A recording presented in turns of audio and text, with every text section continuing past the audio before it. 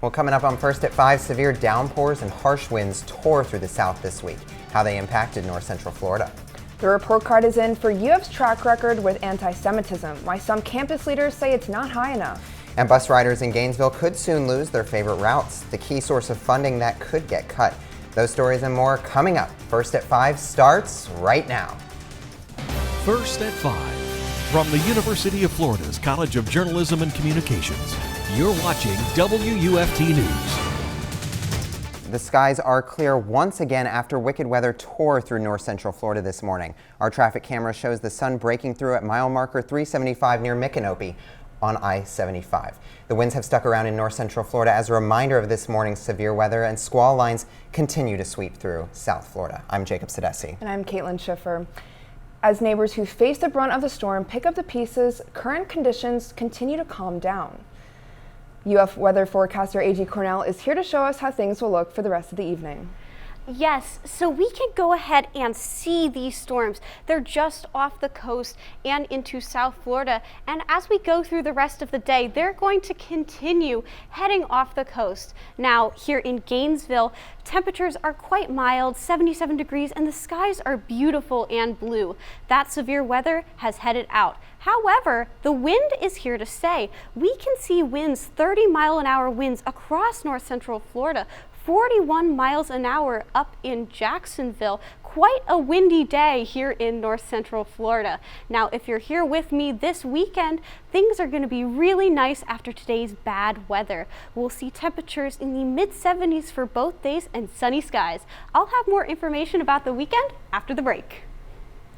And transportation officials are warning drivers to use caution on roads that could be wet after today's downpour. In Columbia County, a tree fell on a semi-truck that the driver couldn't avoid earlier this morning. County fire rescue officials say the driver was stuck inside the truck.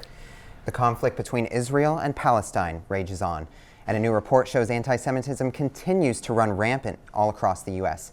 WFT's Roches joins us live from Chabad UF to break down how it's impacting free speech forums on college campuses. A recent investigation by a human rights organization has given letter grades to American universities based on their responses to anti-Semitism. The Anti-Defamation League graded 85 different schools, including the University of Florida, in its report. The ADL stamped the University of Florida with a B grade, which it defines as better than most. The grade is based on a combination of factors, including administrative actions and policies, Jewish student life, and incidents on campus, such as the teaching assistant who admitted to vandalizing a pro-Israel flag outside of a Jewish fraternity in October of last year.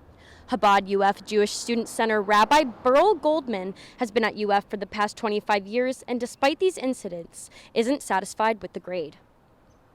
We're dealing with thousands of Jewish students, hundreds of Jewish faculty. The University of Florida administration should have received not only an A plus. Rabbi Goldman says though Florida deserves a better grade, there's always room for improvement. His priority is to keep educating students and staff to better protect all students from anti-Semitism. The report says UF has fallen short in terms of educating mandatory anti-Semitism for students and staff. For more information, visit ADL's website. Live from Chabad UF, Roches, WUFT News. Gainesville City Commissioners are weighing the impacts of the proposed budget that could cut funding to the bus system. The RTS budget is in jeopardy if the university leaders accept a proposal that would cut back on prepaid bus fares. The program contributes to 49.2% of the service's total revenue. This cut could bring an end to multiple buses and routes. Commissioners are meeting on the first floor of the City Hall now until 6 p.m.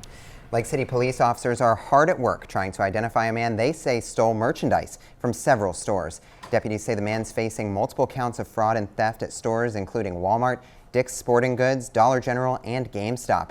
Contact Detective Pepin if you have any information. A pair of Levy County men will spend at least 2 decades behind bars for separate offenses.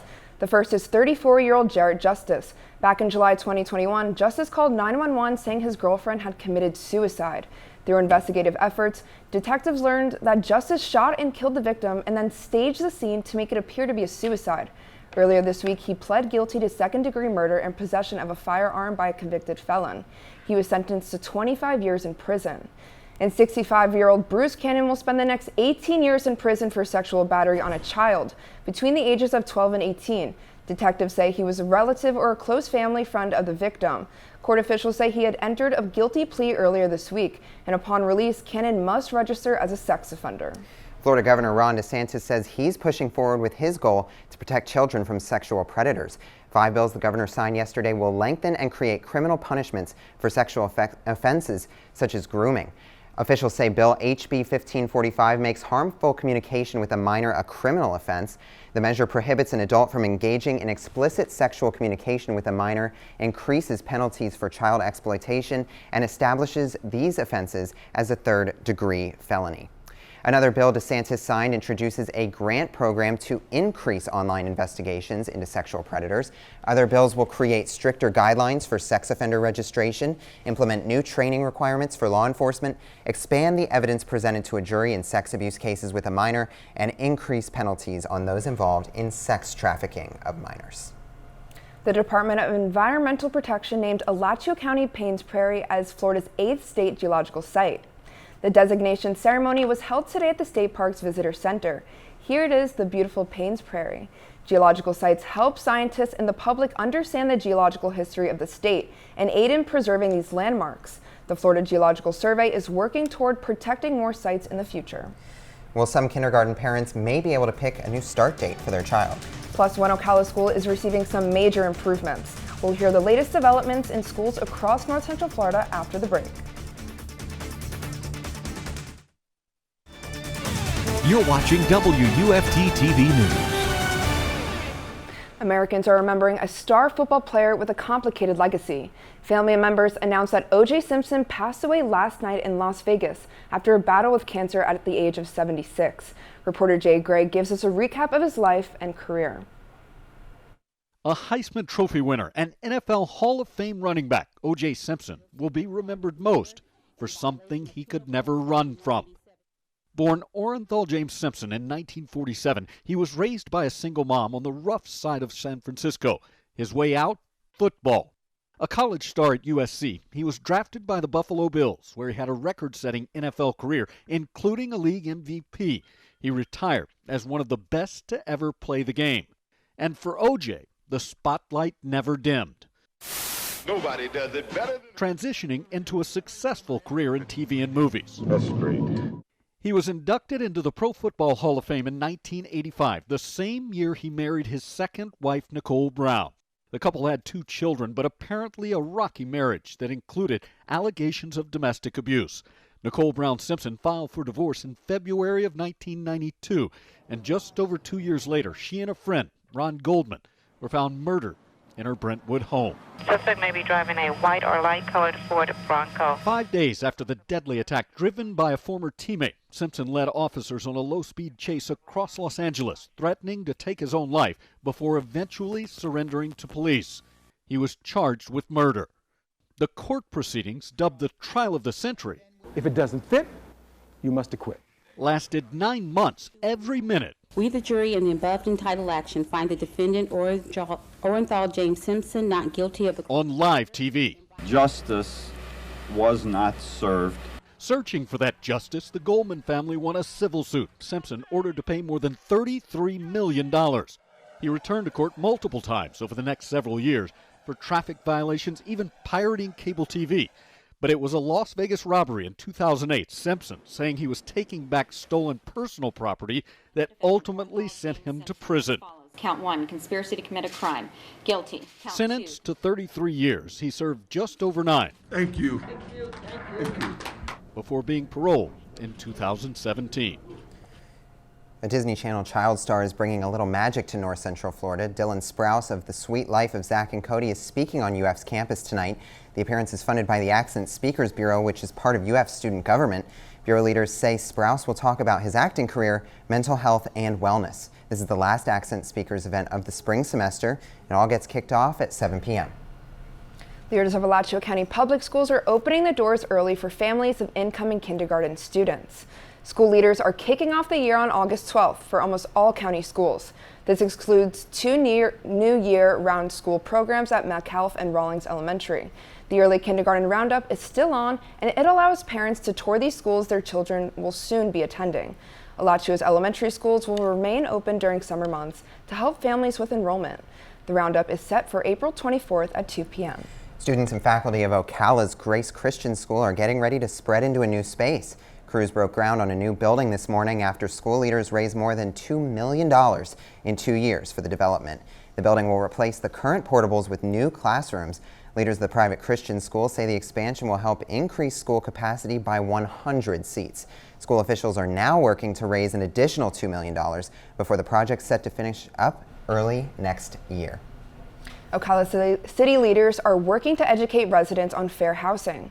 Ocala residents can go to Mary Sue Rich Community Center at Reed Place to learn the basics, along with banking and budgeting.